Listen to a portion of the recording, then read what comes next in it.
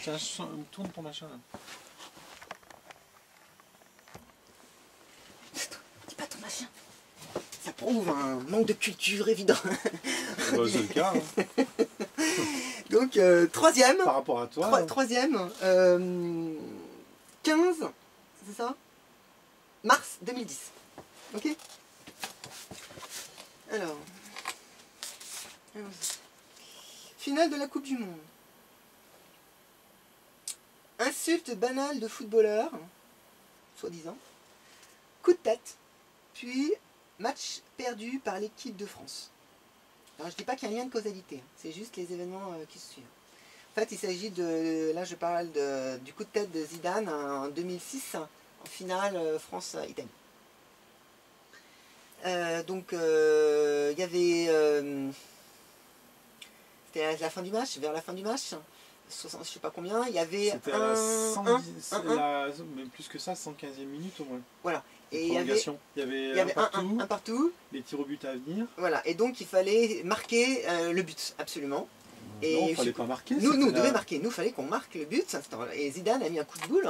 Pourquoi il fallait qu'on marque le but? Parce que si on marquait le but, on avait gagné. Ah oui, mais les Italiens aussi. Oui.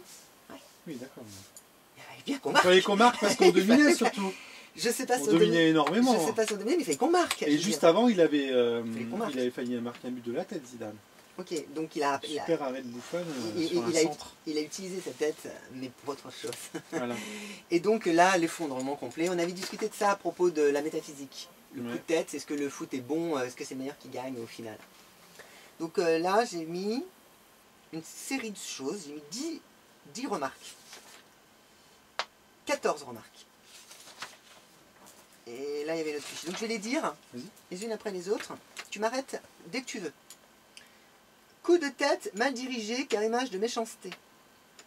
En plus, le coup de tête était fait dans le cœur. Contre le buteur qui a marqué. Oui, comme s'il y avait un acte de jalousie contre lui aussi a marqué Zidane. Hein. Oui, mais qu'importe. C'est comme tout à l'heure. L'autre, il a marqué. Donc c'est on sent une espèce de rivalité. Hein. C'est un truc, c'est une image. Ça, c'est une image. Et c'est le coup dans le cœur aussi qui est assez marrant. Parce qu'il lui a mis le souffle coupé. Alors, deuxièmement, pour gagner, il faut une foule unie avec soi. Or, cette violence fait éclater le groupe. C'est ce dont on avait parlé. Oui. L'équipe n'est plus soutenue. Oui, ça c'est... Oui. Troisièmement, pour gagner, il faut une cohésion du groupe sur le terrain. Et là, il y a eu un éclatement du groupe également sur le terrain. Oui. Parce que ça a fait un choc. Un tel choc, c'est... Oui. Des agrégations psychiques certaines. Et surtout, très peu de temps avant les tirs au but. Oui, où il faut énormément de concentration. Voilà, oui. Voilà. Donc là, j'ai marqué panique, dislocation du groupe dans la tête. Ouais, c'est évident. Alors, 4 coups de tête égoïstes. Mais attends, plus que ça, même auprès des téléspectateurs, par exemple. Ça, c'était le 3.1. C'était le 2. Parce que c'est la foule. La foule, c'est le public. Oui, mais... Donc là, le troisième, c'est que oui, effectivement, les deux, quoi. Enfin, c'est... Vas-y, continue. Quatrièmement, coup de tête égoïste. Ah, ça j'aime bien parce qu'il nuit à l'équipe. Il est très égoïste comme truc. Le footballeur, c'est un sport collectif. Et là, son coup de tête, il le fait. Il sait qu'il porte en lui. Il ne peut pas prendre des initiatives comme ça. Il va faire effondrer tout, quoi. Il va tout c'est le capitaine. Alors ça, c'est encore un autre. Je pense que je l'ai dit dans un des 15 trucs. Surtout que c'est le capitaine.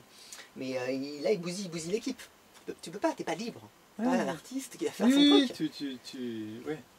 Alors, cinquièmement... Tu portes toute l'équipe derrière toi, quoi. Toute l'équipe et toute la nation, en plus. Qui était derrière lui, qui adorait, en plus. Zidane, l'équipe de France, en finale de la Coupe du Monde, t'imagines. Et là, c'était une vraie... Parce que Coupe du Monde 98, c'était chez nous. Donc, c'était un peu différent. Là, personne n'y croyait. Oui. Et là, on avait l'impression qu'on y avait vraiment... C'est un peu le contraire de maintenant, là. La Coupe du Monde, on y va, on n'y a pas droit. C'est un peu l'opposé.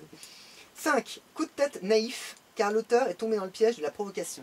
Ouais, ça c'est assez surprenant aussi. Parce que... et d'ailleurs j'avais entendu une phrase tout de suite après, il disait, il y avait un débat sur le professionnalisme, et c'est rare d'entendre des trucs intéressants à la télé, il y avait qui parlait de qu'est-ce que c'est être professionnel au foot. Et il y a un type qui avait dit, quelque chose qui est pourtant hyper important quand on est un professionnel, c'est justement de garder son sang-froid et de pas. Donc Zidane, il était bon au foot, mais n'était pas un bon professionnel et tout ça. Il y avait tout un débat là-dessus. Voilà, et donc c'est ça le cinquième. Sixièmement, coup de tête inexcusable, car insulte récurrente dans le monde du foot. Oui. Sa force psychique fait partie du job du footballeur. Voilà. Et petit détail sur l'histoire aussi de Zidane, je crois qu'il a été expulsé 5-6 fois, il a eu 5-6 cartons rouges. Exactement. Et il avait déjà pour des problèmes. Toujours le même style de problème. Le même style de problème, voilà. avec le même état d'esprit. Voilà, c'est pas un hasard. Voilà, pas un hasard. Il a rien fait pour changer. On le sait ça.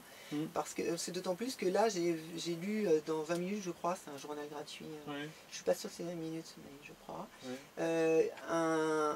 Ça sera un 16e, parce que c'est un mérite d'être un 16e. Il disait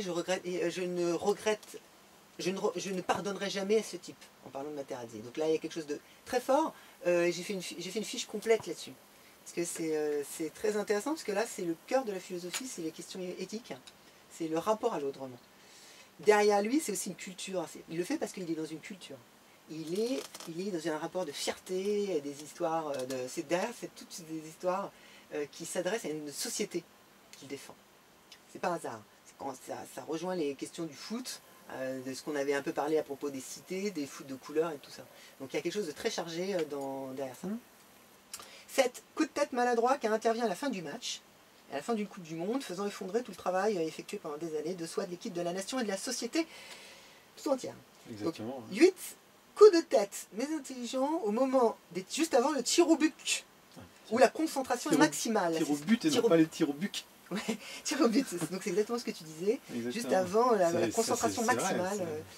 Juste avant le moment où il le faut en tout cas. Au moment où il faut le moins le faire le con, il a fait le con. 9. Coup de tête illégal, d'une part, et injuste. On ne frappe pas quelqu'un qui nous insulte. Ouais, ça c'est très intéressant.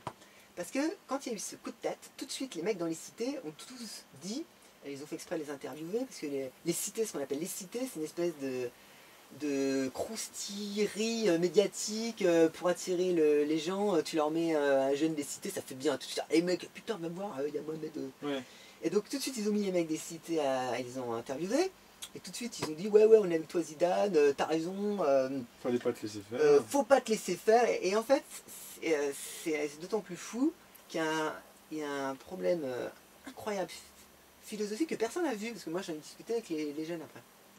C'est que les types, ils mettent sur le même pied d'égalité quelqu'un qui va te dire une insulte bidon, comme on peut imaginer pareil, dans le match de foot, et le foot un coup de boule à un mec. Pour eux, c'est pareil. Or, on n'a pas besoin d'être un grand philosophe pour se rendre compte qu'il n'y a aucun rapport, et en plus, le droit fait une distinction gigantesque. Le droit fait une distinction gigantesque. Et c'est un des trucs que j'ai le plus répété aux gens, pas aux jeunes, mais même aux gens.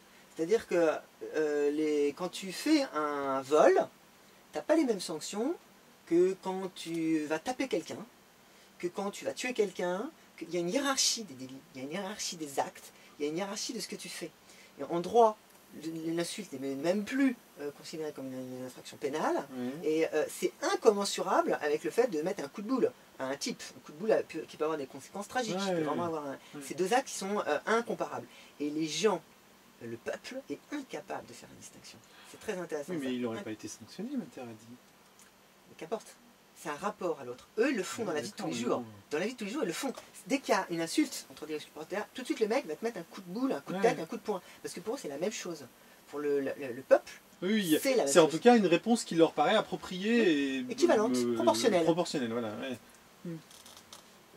Et ça, c'est incroyable. Parce que c'est le premier truc qui vient. Parce que tu peux toujours faire un raisonnement, comme tu vas dire, il peut avoir, justement, personne ne le sait. Donc en plus, il y a quelque chose de monstrueux, parce que c'est le crime impuni. On peut toujours trouver. Mais c'est pas ça, là. Là, le truc, c'est que c'est une pratique quotidienne de ces gens, du monde, qui fonctionne comme ça et qui ne met pas la proportion du tout entre les deux faits. Alors, 9. 10. Coup de tête inopportun, match regardé devant des milliards de gens. Donc en fait, tout le monde l'a vu dans le monde entier. Ça, je trouve ça absolument incroyable. Surtout que c'est un mythe. Et voilà. Auteur modèle pour les jeunes joueurs annonce une violence future dans le foot. Ouais. Violence future dans le foot. Coup de tête. Pourquoi Parce que ça, c'est le seul truc. C'est le seul truc. Non, tu t'es arrêté, c'est pourquoi. C'est le seul truc qu'il a regretté, Zidane. Il a dit, C'est-à-dire Problème- l'exemple qu'il a donné va... voilà, et surtout c'est les modèles des jeunes que j'aimais. C'est-à-dire que le seul truc que je regrette, il disait, c'est que j'ai été vu par des millions Ouais. de gens, et que les jeunes joueurs vont, après, ils vont dans les écoles de foot, ils disent tout le temps les mêmes phrases, tu sais, les jeunes et les écoles de foot vont produire maintenant un foot sur ce modèle. Oui, oui. C'est un nouveau modèle, quoi. Voilà, et ça Ah. c'est la connerie que j'ai fait. C'est le seul truc qu'il a... Enfin, il a fait peut-être d'autres, Ils ont mais à cette culpa. image-là, en tout cas. Ouais. Ouais, il a fait peut-être d'autres, mais à culpa, mais moi j'ai entendu que ça. D'accord. 11. Coup de tête peu judicieux à éviter car l'auteur issu des milieux pauvres où les gens sont réputés violents, et c'est tout le patati et le patata que je t'ai dit. C'est-à-dire qu'il a fait ce que les gens, surtout une partie des gens et tous les fachos attendent, les xénophobes, les racistes, Ils attendent que ça. ils attendent que ça. Et ce piège n'a surtout pas tombé. Là, il a vraiment donné le lot dans le moulin, et pas que ces gens-là, mais de toute une partie de la société. Voire même, il en a créé de nouveau, quoi. Voilà. Il a entraîné ça, le pauvre. Voilà. 12. Coup de tête, générateur de violence et d'illégalité, prime au non-respect des règles fondamentales du football. Surtout en tant que